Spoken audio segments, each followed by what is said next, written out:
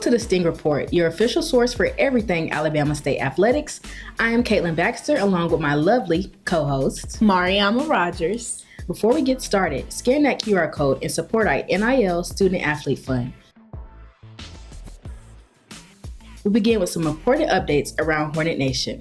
Hall of Fame nominations are now open. Be sure to submit your nominations and recognize those who've made a lasting impact on Alabama State athletics. Registration is also underway for the Eddie Robinson Jr. football camps. Here are the key dates. Prospect Camp number 1, June 13th, 2026. 7-on-7 and Big Man Camp, June 16th, 2026. Prospect Camp number 2, July 10th, 2026. Be sure to secure your spot early. Bama State baseball season tickets are officially on sale. Don't miss your chance to catch the Hornets at home this season. We also want to say thank you. The Alabama State University Flag Football Camp has officially sold out. We appreciate everyone who signed up, but the camp has been postponed and will now take place on March 8th. And finally, the 2026 spring football practice schedule has been released. Take a look here.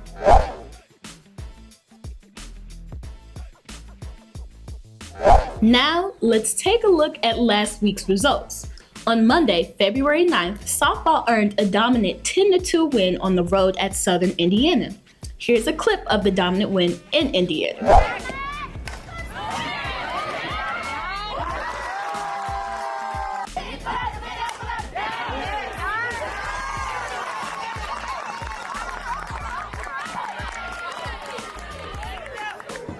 On Tuesday, February 10th, track and field had an outstanding showing.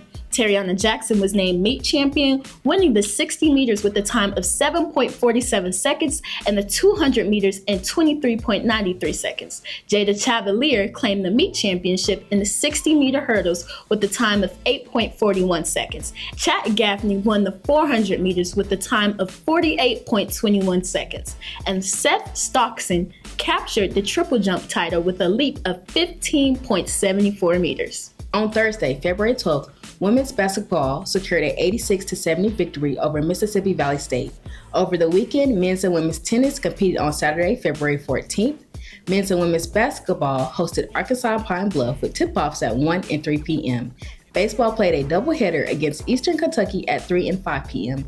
And women's bowling competed at Southern University.